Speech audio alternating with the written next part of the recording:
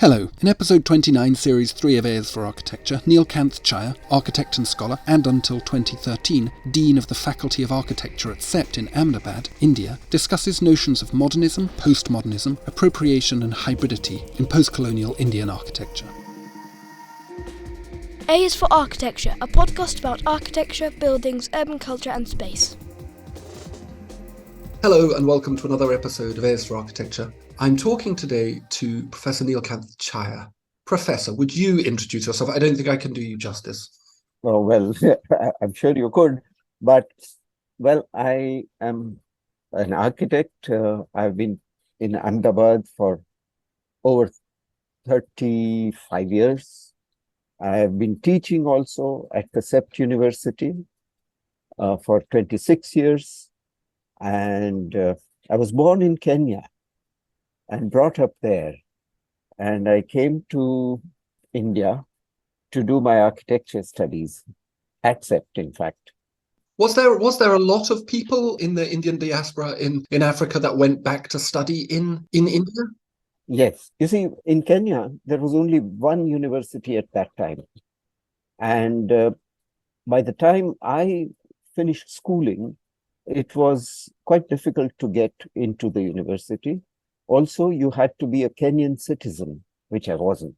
Mm-hmm. And so there were two choices. I could go to the UK for my studies, or I could come to India. Mm-hmm. And my father was on his pension, so it was impossible for us to afford the fees in UK, and therefore India was the obvious choice. And of that, the Ahmedabad school at that time was about 7 years old, and it was one of the leading schools in the country at that time. Mm. And the founders included Balkrishna Doshi and Bernard Cohn, who now lives in France. They were wonderful teachers, institution builders. And so the school was a fantastic place to be in. And I joined there in 1969 and stayed in Ahmedabad I studied it was a 6-year program at that time. And then after I finished, I worked with Anant Raje, who was one of the very fine architects in Ahmedabad, before I went back to Kenya and worked in Kenya for about 8 years, of which 2 years was in private practice with an architect's office. And then later I was teaching at the University of Nairobi. And so I had this double career, the teacher and practitioner career, right from the beginning. Oh, that's beautiful. When I did my doctoral studies in Gujarat, I met you in Ahmedabad, I guess in 2007, 2008, over dinner, Yes. if I remember rightly. Yes. And my friend Prash had introduced us, and I was associated with Hunashala. Hunashala and Vivek Rao, as well, People in Centre, which is based in Yes. based in Ahmedabad. and obviously spoken highly of you, and you had this enormous reputation amongst that community of practitioners in Western India, in Gujarat and further afield.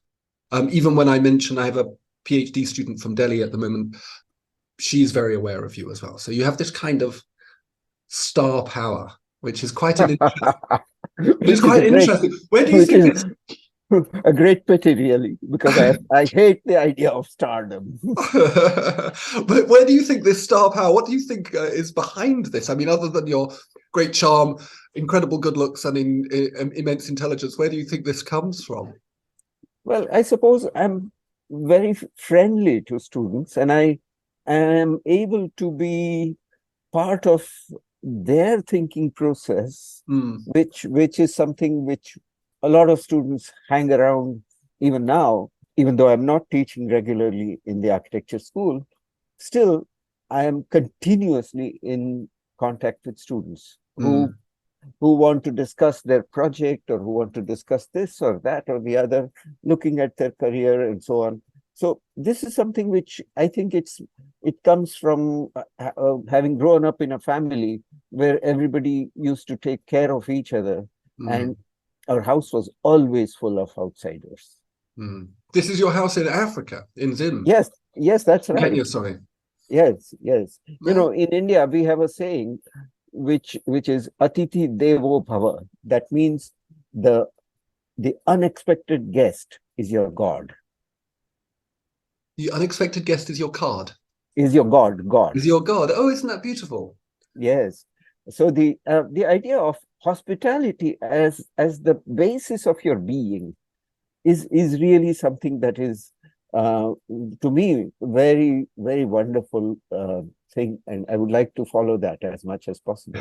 I think you've done that. So I've had you in my mind, and I think I've even cited you in my thesis, funnily enough. But I came across there was a memorial seminar workshop online to Balkrishna Doshi at which you spoke.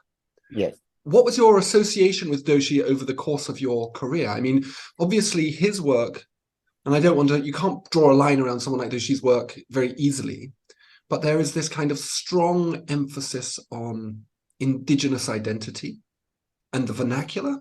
Is that right? Is that fair? Is that where your association? Well, I came across Doshi's work from the very first day when I joined the School of Architecture. The building is designed by him. And in fact, I knew nothing about the school, but when I saw the building, I was sure that I wanted to study there. And it was that open, that generous a building, not trying to do any show off. It was like being at home.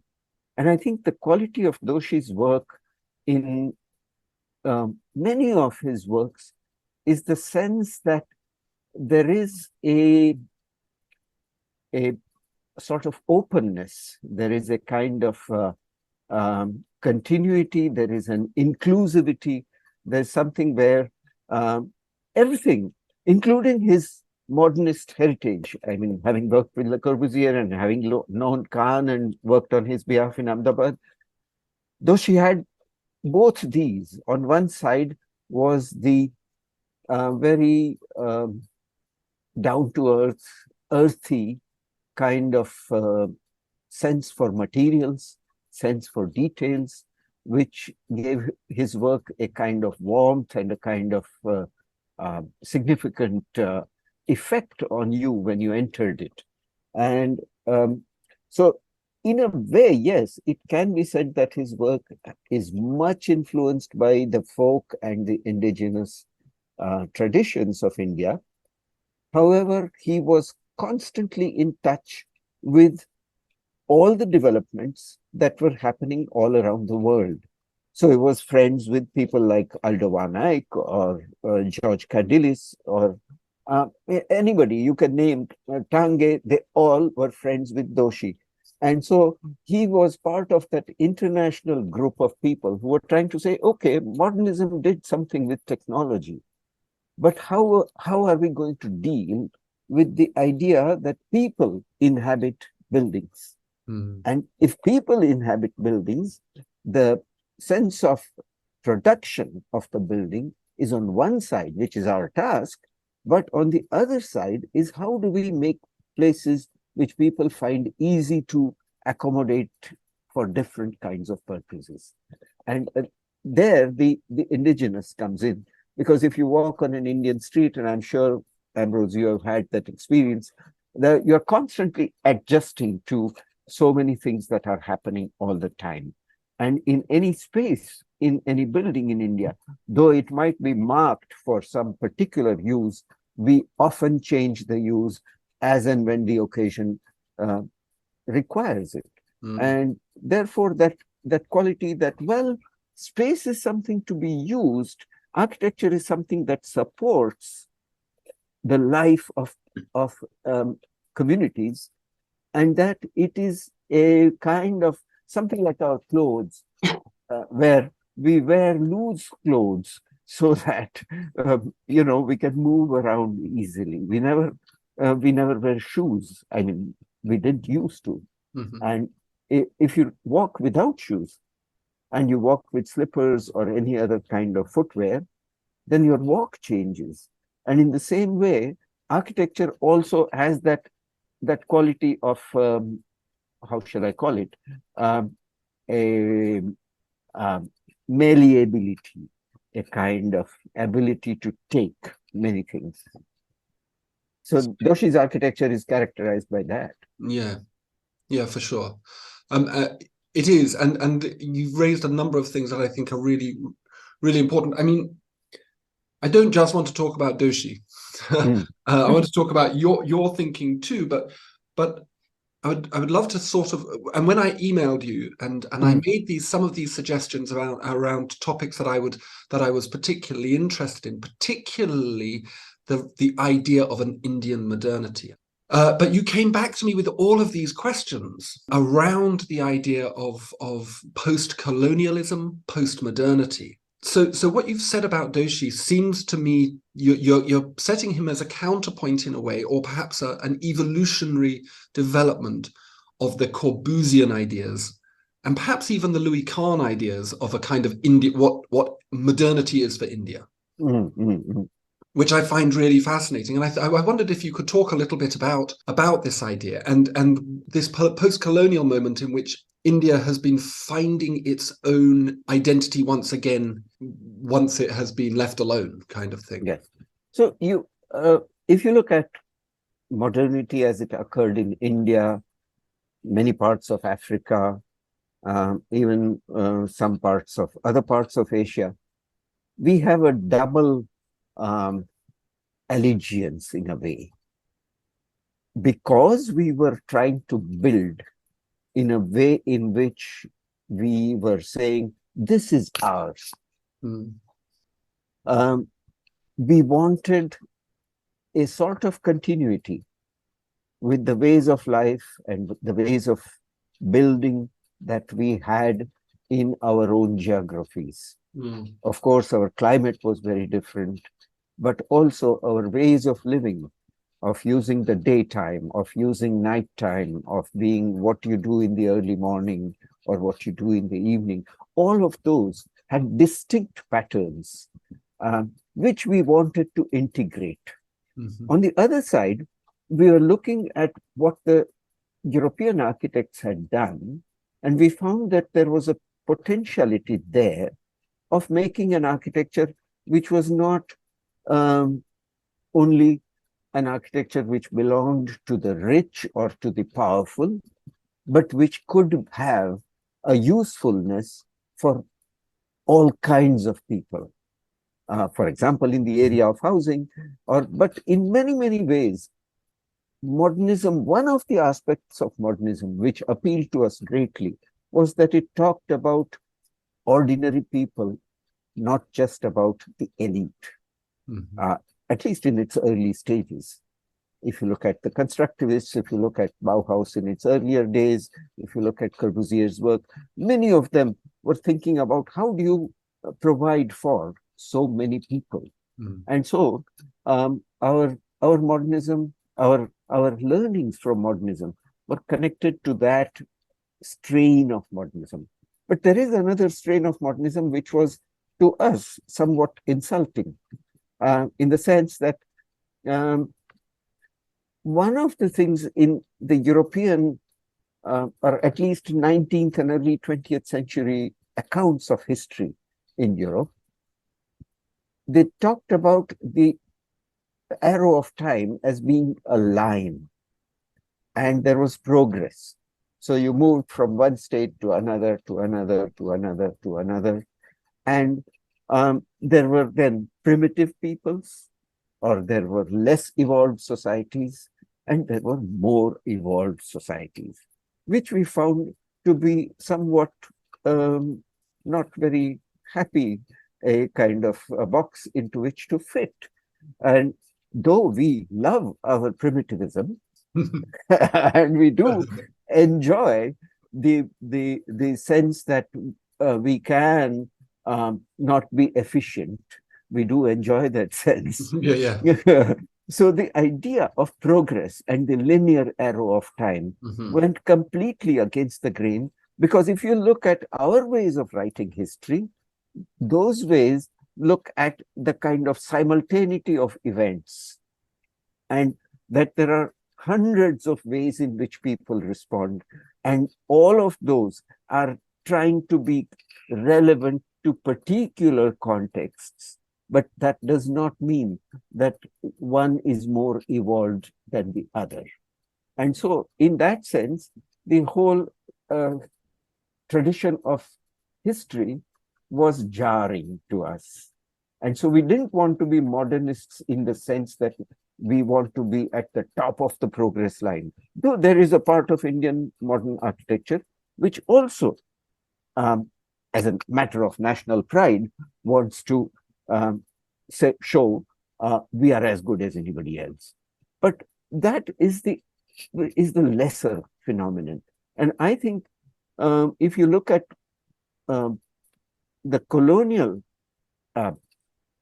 experience, we were told all over the world, the colonized were told, you have much to learn. You have not organized your societies properly, your economy, your ways of doing things. You don't have technology, and therefore you have to accept that there is a better way, and we are bringing that better way. And the whole of Gandhi's struggle, for example, is about saying, wait, I want to be friends with you. I like you as people, but I don't accept the fact that you tell me I'm not capable. And I have my own ways, which are different from yours, but both may show some ways which might be useful.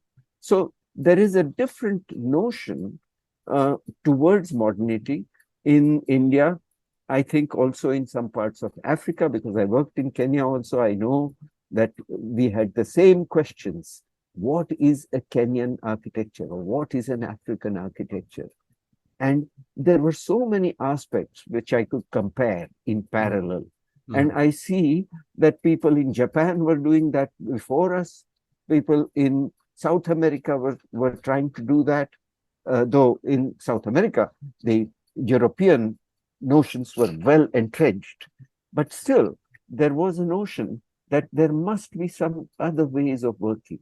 And I think this is something which Indian modernism picked up. It's really fascinating. I think for a lot of younger architecture learners, modernism is tied almost solely to a series of technological and aesthetic moves. And I think that's a problem of how it's taught. And in a way, it's a way of whitewashing its history. But I'm really interested in this idea of time's arrow, and I've been trying to get my head around it recently, thinking about, well, trying to see things from a non-Ambrose Gillick perspective, with my thousands of years of kind of, well, actually 500 years of kind of progress-orientated national history. And it's very difficult. It's a very difficult game to do. But I think there's a great deal of value in it. Not least because the modern project, modernism as a project, particularly in architecture, wasn't universally valuable in even the colonizer. I think that's like to divorce ourselves or emancipate ourselves from this very singular idea of what it is to be modern is a very important thing. Yes. And I was wondering, how does the Indian architect, how did you go about this project in your own self? Obviously, the influence of Doshi and that. What did you feel as someone raised in Kenya that there was knowledge gained there, and then how did you build towards this kind of emancipation? So I think the first most important thing is that there is no one answer which is the best answer. Okay. Modernism and the idea of progress depends upon a notion that one has found the best way, and then we will maybe get more knowledge and we'll find an even better way, and then an even better way. But there is always, at a given point in time, the best way. Now, if we, on the other hand, think that there might be hundreds of ways, maybe thousands, and learning Swahili was as important as learning Gujarati and learning Hindi and learning French and English and so on, it made no sense to say English is a better language than Gujarati. or it made no sense to say that Sanskrit is the best language. And so it became evident, even from childhood, growing up in a multiracial community, that the kind of notions of separating out the knowledges and privileging some knowledges over others, the most recent of it being the most privileged, was something which was actually working into a kind of mindset which is close to, shall we say, fascism. Yeah. Yes, that it says, this is the way. I know it, and you better accept it. Yeah, and I know it, and fundamentally, if you think about it, you will know it too. Yes, that's right. That's right. And but I know that you can't think as well as I do. That's the other thing that I have to tell. And so it on the other hand, now if you look at the crises of ecology, that sense no longer holds that we know, and we know the best way. We have come to the conclusion that we are floundering around, or we are sort of hedging many bets in the whole idea of trying to say, how are we going to save this planet? And then you look at nature and you see that things have different kinds of time spans. Rocks last for millions of years, and flowers, come into life and then drop the next day. And all these kinds of time are useful times depending on to what process they are participating in. And therefore, that something which is more recent, is more evolved, is not something which we find in nature. We find that nature is constantly using and reusing things which it had evolved maybe thousands of years ago. And this is something which I think human societies, modernism cut at the root of that. They said, find the one good way and throw away everything that went before. And that violent notion of the idea as something that rules in a singular way is something which is the worst part of the last 200 years thinking. And I think that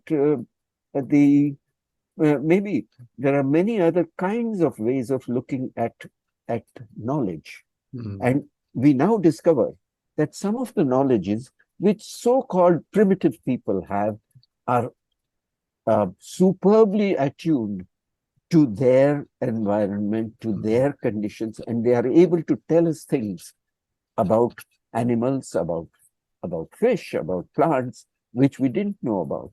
And I think this is something which now we should become more absorbing of all kinds of possible knowledges, and not say that there is only one and tested way. The idea that you started with, and you mentioned all the languages, that I'm terrified to think that you can speak all of those languages, but I bet you can. I bet you can.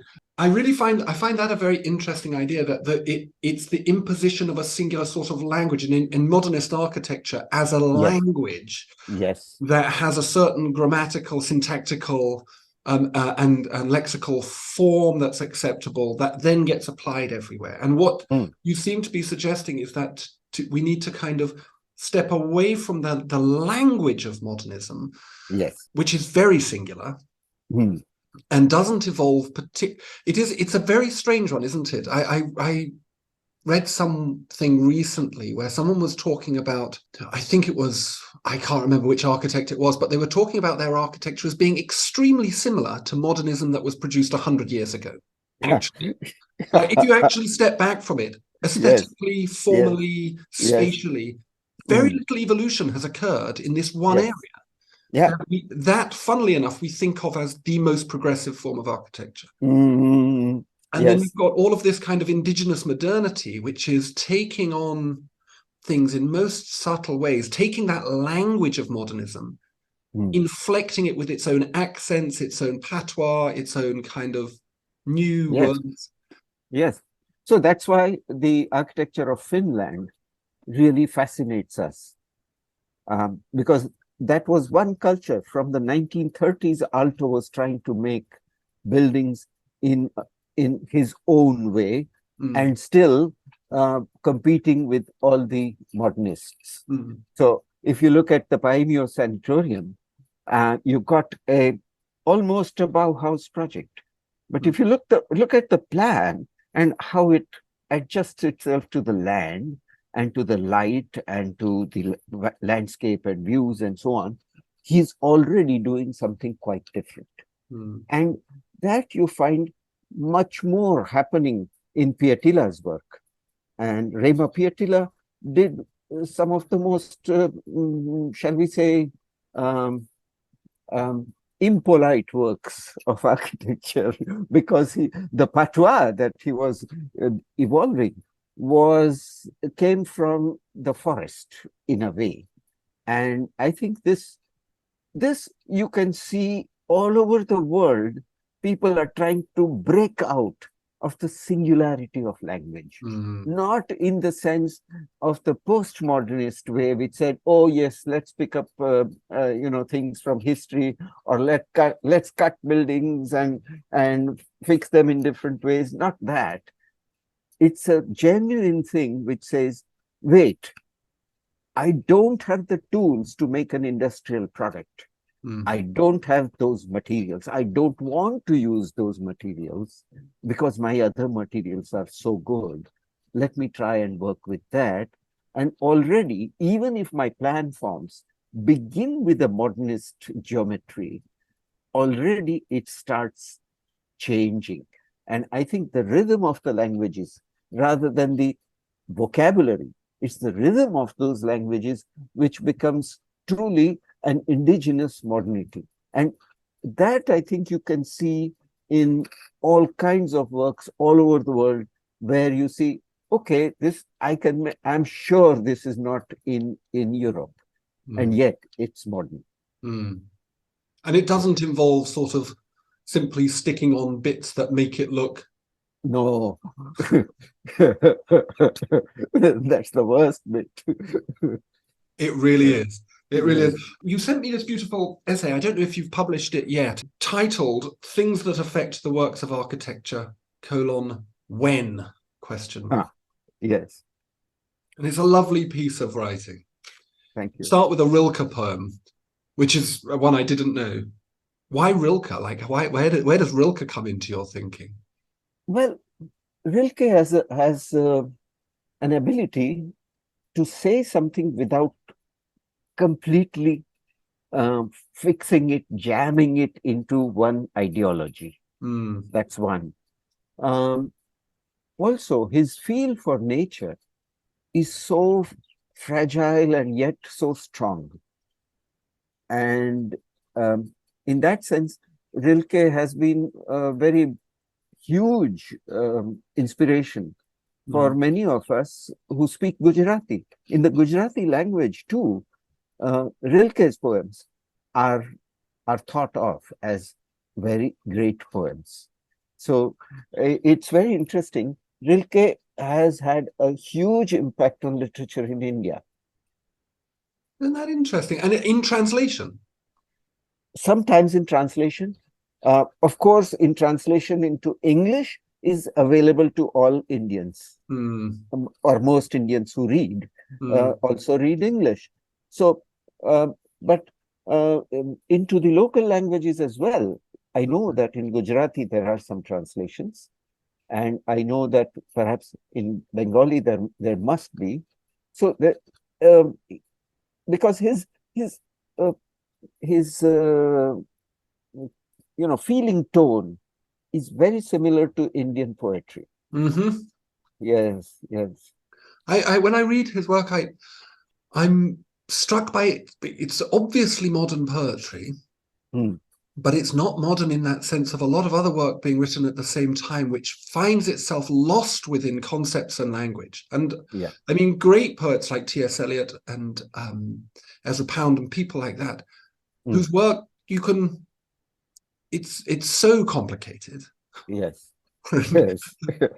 And that's nice, that has its place. But Rilke, I always find it's got that clarity about it, which is very similar. I mean, if we were to compare it to a form of architecture, I think you're right. I think it's like Alvar Aalto or Asplund or Balkrishna Doshi. It's got that purity of that it synthesizes complex ideas into something that's very refined and also very approachable, which is this idea.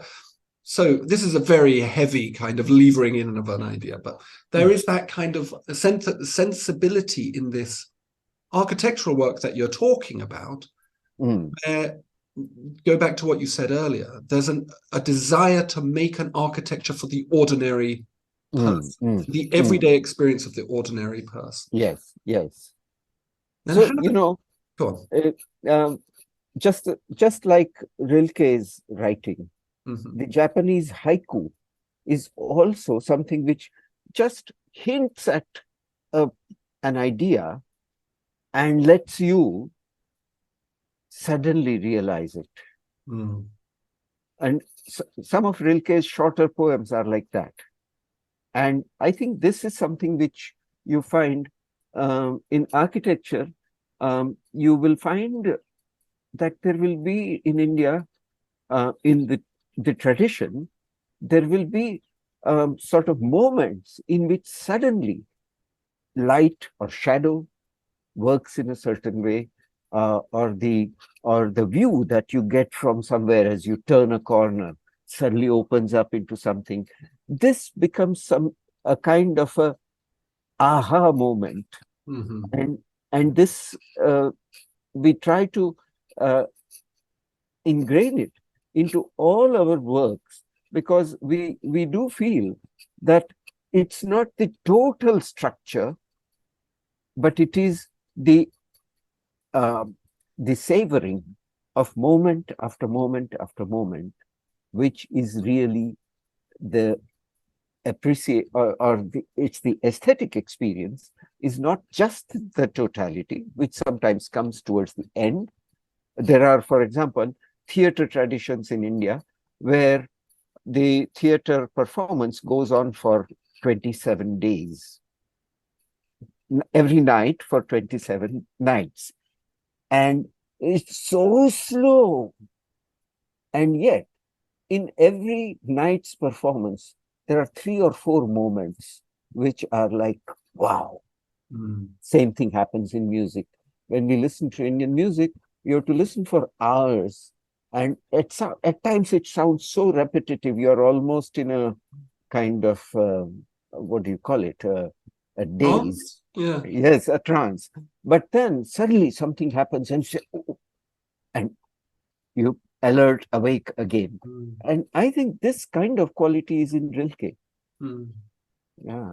I think this thing about the ecological crisis as a crisis of unknowing is, I think, a fantastic thing. But I wanted to come back to a word that I had put to you, a word I encountered when I was in India, that someone, I think it was Vivek Rawal who actually first told me about it, was this idea of parampara. And I have a lovely book, an Indian book on parampara. And it was this idea. So I was looking at indigenous architecture, vernacular architecture, and the way that it was being modeled, modified by contemporary technology to make it more robust in the face of ecological and environmental disaster. And this word, and from our perspective, vernacular architecture is something that was done, and we now kind of pickle and we leave on a shelf and we look at and we say, isn't it beautiful? But we don't do that anymore. We do modern things. And, and if anybody has the temerity to approach vernacular architecture, we call it pastiche or kitsch or something that's bad. Yes. And this word parampara, as I understood it, was this idea of tradition as an evolving present. Yes. And I put this to you and you said, well, it's a bit more complicated than that. And I was wondering whether you could. Yes. So in the best sense, parampara it's a word which in its very sound, twice par, parampara. Huh? So it is saying again and again, again and again. But in its best sense, it talks about the fact that nothing happens in a vacuum. And there is no first instance. There is always a deep history to anything that we do. Today we are talking in the English language, and both of us are following a parampara, and therefore we can understand each other. And we can hook our thoughts to ideas which have occurred before and straight away understand what one is trying to say. Because the English language has many hundreds of years of parampara. And so in the best sense, parampara is that. But there is also a sense in which the parampara can be a kind of cage. If you hold on to it too clumsily, then it can become a something that prevents you from actually seeing the moment as it occurs. And I think if you look at Zen, for example, or if you look at Buddhist thought, or you look at much of the art aesthetics of India, we have a word called chamatkar. And chamatkar means a miracle, if that's a very bad translation, but it means an instant in which suddenly something happened, which was not expected. And if you're too deeply entrenched in parampara, then you're too anxious and you can't see that new thing which is being born. And so there is a double learning in the Indian tradition. One is know everything that happened before as far as possible, but learn to divest yourself of it the moment you are in the real.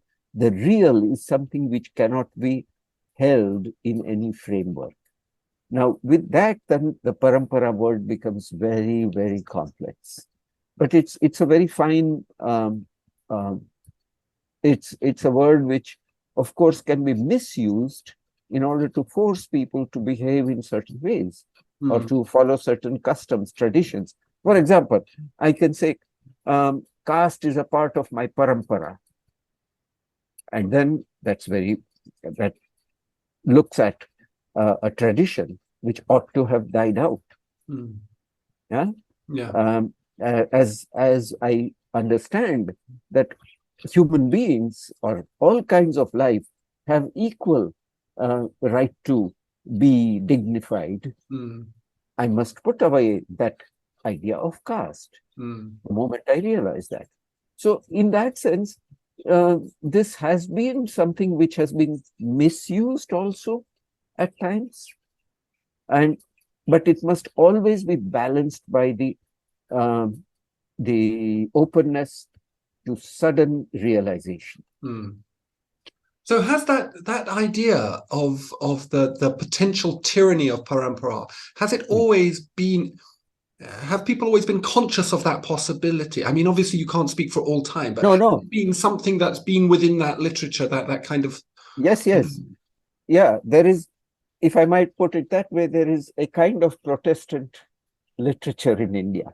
You see, there is, on one side, there were the texts written in Sanskrit, which were written in the form of dialogues very often, and which were open to different kinds of interpretation. So the standard method was there would be a text, then there would be a commentary on a text, then there would be a counter commentary, then there would be again another text, and so on. So it was always left open, and this is one of the traditions of the Sanskritic mode. But during Buddha's time, for example, Buddha and Mahavir found that the hold of those who knew those languages and who were the Brahmins had become too ossifying for society, and they rejected, and they said no. And the tradition of saying no belongs to the other languages. So if you look at the last 1,000 years of Indian history, then a whole lot of vernacular languages came up. And in each of them, there were poems and tracts written which denied the parampara, and which said, for example, if you take a poet like Kabir, he is a poet who says, just because you have shaved your head and painted something on your forehead doesn't make you a good person. So he is saying, forget about all of this. Look at what you are. Now, if you put it in architecture, the Brahminical parampara is in temple building and in the geometries of certain kinds of buildings of power. But there are hundreds and perhaps thousands of ways of building which say, okay, we understand, you got a lot of money, you got a lot of power, you can do that, but I am doing this. And that's how the Indian city, you will see that parts of the city, suddenly you will find this temple which is so carefully constructed, or a palace. But the rest of the city is all the time shifting and making the best of whatever locational qualities it has, using a tradition, an artisanal language of building, which is quite different from the sort of official language. And I think this is how, for at least, if you go back to Buddha, it's 2,000 years, there has been this contestation between the tradition as stated. Fortunately, we do not have one sacred text. So it's written in the Bible, so therefore, no, it doesn't work that way. And therefore, we have had lots of voices. And this somehow is also a way of keeping alive the discussion, that you never come to a conclusion. It's a very interesting idea. I mean, I've been listening to you talking about this idea. How on earth do you teach this kind of architecture? Because obviously what we do here is we give them a brief. We give our students a brief and we say, you will design a building and the building will be complete. And you talk about this in your essay, When, as well. Like, what on earth does this mean? After I read your thing, I asked my students, like, where does architecture happen? This is a very simple question. Where does architecture happen? Does it happen when you conceive it? Is it your conceptual sketch? Is it when you finished your drawings? Is it when the ribbon is cut by the mayor and the building is open? And then this contests the idea of who the architect is. Is the architect the person that... Architects don't build buildings. They draw pictures of buildings. Yes. And they manage contracts around buildings. So it becomes very, very complicated. So we draw this red line around it and we say, this is architecture. But in this idea of a kind of a hybrid, and this is Arjun Appadurai talks about this hybridity, and Homi Bhabha talks about it as well and contests it. Because and Bhabha's interesting, I think, because he contests it around the idea that there is anything to hybridize in the first place. Yes. Because it implies... Hybridity implies some sort of purity on the other side, and that's problematic, or it's actually absurd. So how do you go about educating in a way that enhances this architecture? I mean, just in terms of your own practice in Ahmedabad, I mean, how have you engaged this form of thinking? Well, the first thing is that the question of authorship has to be given up. Okay, that's a lot to ask. Yes, but it happens in practice really all the time.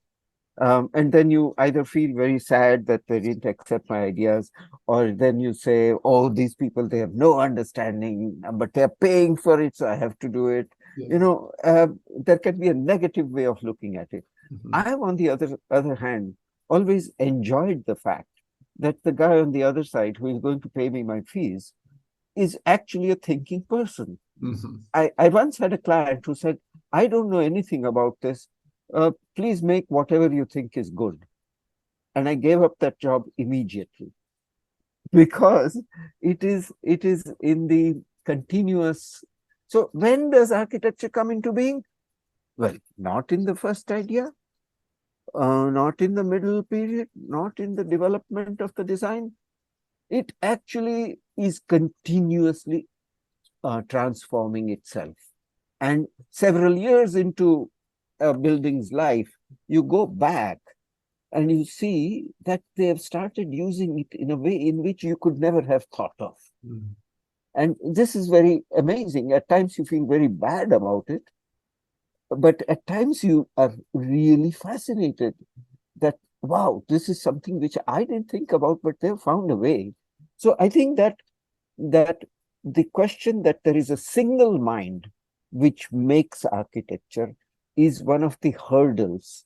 And in studio, what I've started doing is that I don't tell the students that that's going to happen, but we play a kind of game of what do you call it?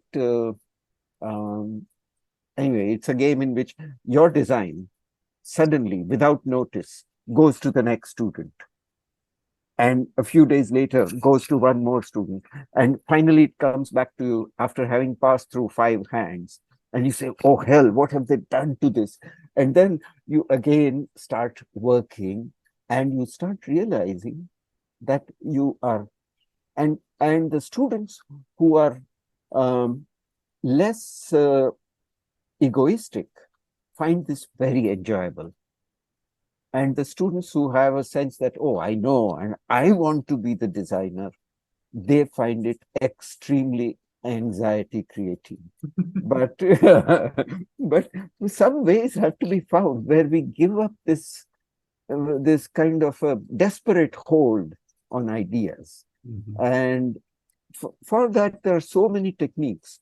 For example, one of the techniques that I use in my own practice, but also in the school, in the studio, is make Xeroxes of plans at a particular scale, hundreds of them. Then sort of throw them around and cut parts of them and start building up a plan out of that. By which what you do is that you find things by accident. And at least the scales are taken care of. Yeah. That you are quite sure that the small space and the middle-sized space and the big space are all there in the right proportions, because you've taken good works of architecture. And I take them from all over the world, not just from India. And it's an extremely enjoyable way of feeling less anxious about my responsibility as well. But of course, then it goes through an evolution where I take my responsibility again more seriously. My responsibility as a craftsman who has to make sure that things hold together. And through that process, I think, and this is how it used to work. I mean, if you look at the entire artisanal tradition, how were the Gothic cathedrals built? They were built by people who had some notion of how that plan is going to be, but it went on for centuries, and generation after generation of builders added to it. And that was still a great work of architecture. Yeah, for sure. India's been subject to lots of people coming in and telling it how to live its life, which, I mean, it's kind of weird, and to put it mildly. But the Indian diaspora is enormous, and Indians bring their knowledge and their ways of being, and as you said, you know, these traditions of home and home life and family form and all of these things. How do we create an Indian architecture abroad? What can Indian ways of thinking, I suppose, Indian ways of thinking about space and architecture be applied in other contexts? That's very interesting. You know, my brother lives in in Worcester Park in London. And he has bought a house, which is like a series, a standard town house, which you find in the suburbs of London. And then his daughter was to get married. And they had to have the singing ceremony and the food ceremony and all those ceremonies. So where does that occur and how does that occur?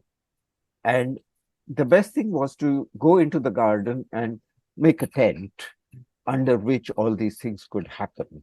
So I realized, and then my mother, who was by then 84 years old, went to live there, and she had to find her ways of using the house because it was a very English house with very clear ideas of privacy and so on. So she found a seat in the living room from where she could see the staircase. She could hear what was happening in the kitchen, and she could see the children come in when they came. And so to her, that was her world. So I think any architecture, first of all, it doesn't have to change its total fabric. It has to take into account different ways of using it. And it's very interesting how so many different kinds of people. I went to, in London, there is this area, Elephant and Castle, where there are all these Ghanaian shops of hairdressers with pictures of women having these hair like that. A fantastic area. And they have appropriated that, or rather they have simply started living there without worrying too much about what kind of building they were in. So in one sense, there is to architecture the possibility of it receding into the background. And the foregrounded works are all that we see in the magazines or in the, but it's the background which is equally important. And I think this is something which was talked about in the 60s. Sarinan wrote about it, but it's not really developed, that the background works, and which have to be loose enough, have to be capacious enough to accommodate all kinds of things. And so I often think that the markets in London, if you go to Brick Lane or if you go to, I went to South Indian shops in, I've forgotten, Islington it was. These are various parts of London which have all these things. And they've become completely, they're still English people. I once went into a shop which was selling Indian sweets. And we buy sweets by the kilo. But here's this young English person who comes in and says, I want one peda.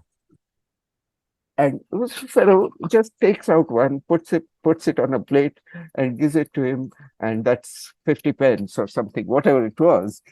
And it was fascinating to see this shopkeeper adjusting to that other way of thinking. So this is something which goes on between cultures. And I think this is something which is happening all over the world now. And we are all beginning to appreciate. So we have, in Ahmedabad, we have kinds of pizzas which you can never have thought about. An Italian would just tear his hair out, perhaps. So there is a bhaji pav pizza. Bhaji pav is an Indian savory, and it's slapped onto the pizza, and we buy it, we eat it. Same thing happens with spaces, with architectural spaces. In one moment, we will be in this glass fronted room looking at a garden, but soon we'll open it up and we'll be coming in and out, and the children will be running through, and all that is part of that kind of gradual softening up of the boundaries, which I think is one of the good things in recent times. But of course, the reaction to it of going back to fixed identities, which is also happening all over the world, is somehow terrible. And so architecture has to be at that middle point where it says, hey, I don't know who's going to use this. Maybe today I'm designing it for you, but tomorrow it might be someone else. And it has to have a value which is not fixed to distinct cultural identities. Fabulous. Thank you very much, Chhaya. That was absolutely amazing. Thank you, Ambrose. I really enjoyed talking to you, and I hope that we will be able to meet again. Yeah. And maybe I can feed you some of those pizzas. Yeah. Well, you can, just feed me Gujarati sweets. I'll be happy with that. Okay, great, wonderful. Well, thank you very, very much. Thank you. In the drowsy dark caves of the mind, dreams build their nest with fragments dropped from day's caravan. Never a truer word said. Thank you to Chhaya for taking the time to speak with me. It was a joy and an honour. Please see the podcast description for links to Chhaya, including a wonderful video discussion and memorial to the works of Balkrishna Doshi, and including former podcast guest Yohani Palasma. And thanks for listening.